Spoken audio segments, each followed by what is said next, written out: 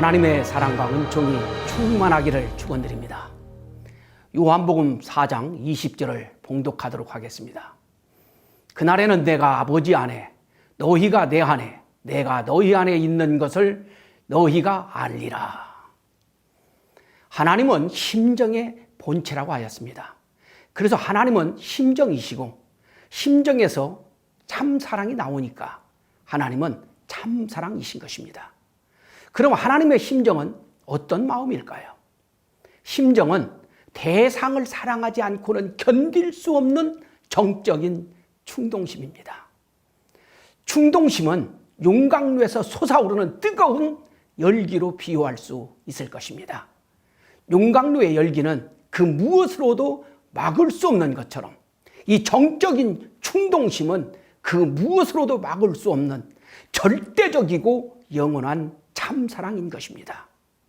용광로의 열기와 같은 절대적이고 영원한 참사랑을 투입하여 인간을 한없이 기쁘게 하고 행복하게 해주려는 마음이 바로 하나님의 심정인 것입니다. 하나님의 심정에 의한 참사랑을 받으면 한없는 기쁨과 행복을 느끼게 됩니다. 하나님은 그런 인간들을 통하여 더불어 기쁨을 누리고자 하는 마음이 또 하나님의 심정이 되는 것입니다. 고로 심정에는 사랑해야 할 대상이 절대적으로 있어야 합니다. 그래서 심정에 하나님께서는 심정에 의한 참사랑을 투입하시고자 인간을 창조하지 않을 수 없었던 것입니다. 고로 하나님의 인간 창조는 절대적이고 필연적이며 하나님의 존재 목적이 되는 것입니다. 비록 인간이 타락하였지만 인간에게도 하나님의 심정이 남아 있습니다. 바로 부모 심정이라고 하였습니다. 남녀가 결혼하면 부부를 이루고 자녀를 낳아야 부모가 됩니다. 부부 생활을 하다가 자녀를 잉태하게 되면 부부는 한없이 감사하고 기뻐하면서 자녀 출산 준비를 하게 됩니다. 아기 옷과 아기에게 필요한 용품들을 준비하게 되는 것이죠. 아기를 출산하고 나면 놀랍게도 어디서 생기고 어디서 왔는지 폭포수 같은 사랑이 막 쏟아져 나옵니다. 바로 하나님께서 창조해 주신 부모 심정에서 나오는 것입니다. 사실 인간이 남자 여자로 태어나서 성장하는 목적은 남자는 참된 신랑이 되기 위한 것이고 여자는 참된 신부가 되기 위한 것입니다. 이 천지 만물이 모두 음양으로 되어 있다고 그랬습니다. 그런데 이 음양이 합일되어야 완전체가 됩니다. 그리고 인간, 남자, 여자 역시 결혼을 해야만이 온전한 존재가 되는 것입니다. 그래서 남자, 여자는 결혼하기 위하여서 태어나고 성장하는 것입니다. 그리고 남성, 여성이 결혼하는 목적은 자녀를 낳기 위한 것이죠. 자녀를 낳게 되면 부부는 부모가 됩니다. 그러니까 인간이 사는 목적은 부모가 되기 위한 거예요. 그런데 그 부모 이치라고 하는 것은 그냥 저절로 생기지 않습니다. 자녀가 태어남으로 자녀가 그 자리를 만들어줍니다. 그래서 부모는 자녀를 낳고 자녀는 엄마 아빠를 부모로 탄생시켜주는 것이죠. 인간에 있어서 가장 중요한 것이 생명, 이 목숨이라고 볼 수 있을 것입니다. 그런데 그 생명까지 투입하고도 모자랄 정도로 자녀들을 유해주고 투입하는 사랑이 바로 부모 심정, 부모 사랑입니다. 그리고 인간의 최고의 위치는 바로 부모 자리인 것입니다. 사실 인간은 부모가 되기 위하여서 존재한다라고 볼 수가 있는 것입니다. 부모는 자녀를 양육할 적에 엄청난 정성을 기울입니다.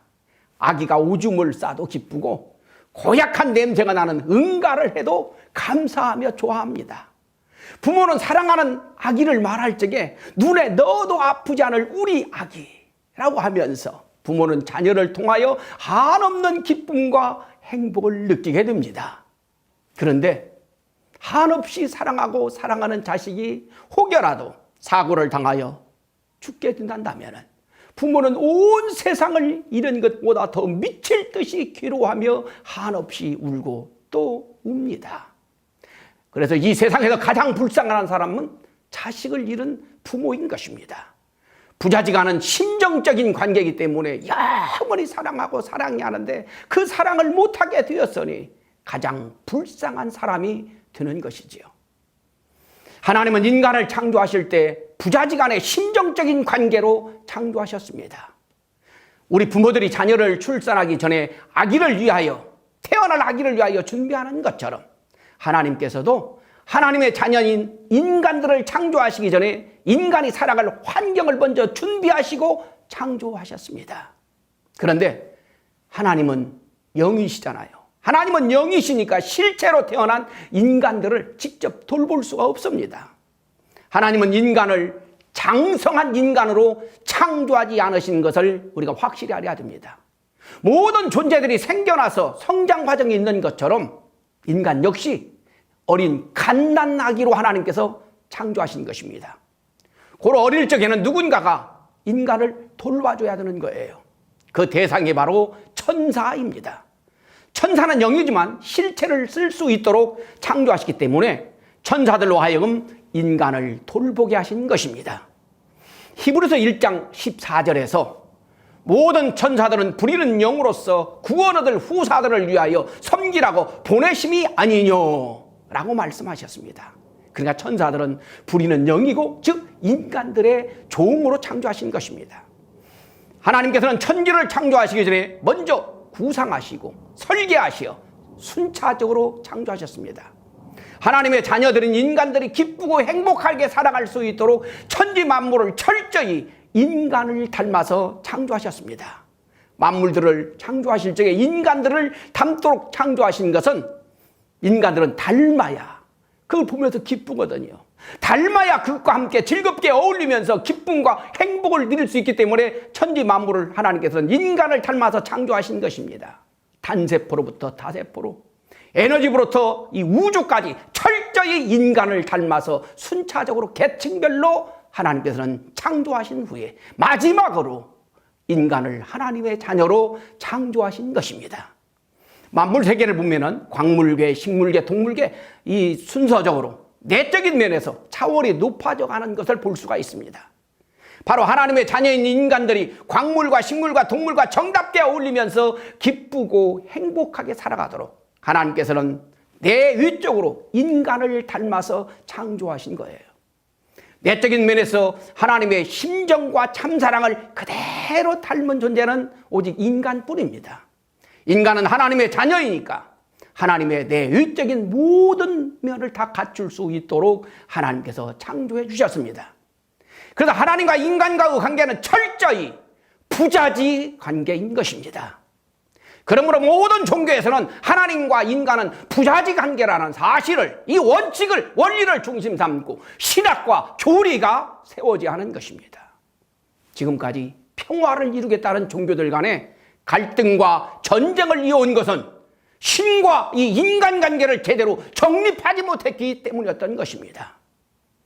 신인 부자지간이라는 사실을 정말로 깨닫게 되면은, 그리고 나아가 하나님의 심정까지 깨닫게 된다고 한다면 종교 간의 갈등이나 전쟁은 절대로 발생하지 않고 종교 통일이 이루어져 가게 될 것입니다. 예수님께서 요한복음 14장 20절에서 그날에는 내가 아버지 안에 너희가 내 안에 내가 너희 안에 있는 것을 너희가 알리라 라고 말씀하신 것은 우리가 하나님과 예수님과 일체가 되어야 한다는 말씀인 것입니다. 그럼 무엇으로 일체가 될 수 있을까요? 당연히 이 마음인 것입니다. 바로 심정적인 참사랑의 마음으로 일체가 되어야 하는 것입니다. 그런데 언제 일체가 된다고 하셨습니까? 그날에는 일하셨습니다. 그럼 그날이 언제일까요? 인간은 타락함으로 말미암아서 하나님과 심정일체를 이루지 못하였습니다. 그런데 우리가 하나님을 믿고 중생한 후 완성되게 되면은 하나님과 심정일체를 이루게 되는 것이죠. 문제는 그 심정일체가 쉽지 않다는 것입니다. 인간은 심정이 미약할 적에 타락되었기 때문에 심정이 아주 미숙한 거예요. 그런 심정을 성장시키기 위해서는 하나님을 진정으로 믿고 참사랑을 실천할 적에 심정이 성장되어 가게 됩니다.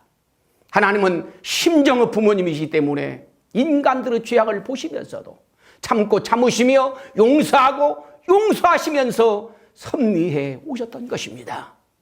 그 하나님이 나의 부모님이신 것을 절절히 믿고 느끼면서 하나님의 심정으로, 내 마음대로가 아니라 하나님의 심정으로 참 사랑을 실천할 적에 하나님의 심정을 닮아 나가고 하나님과의 부자지 관계를 회복해 갈 수 있는 것입니다.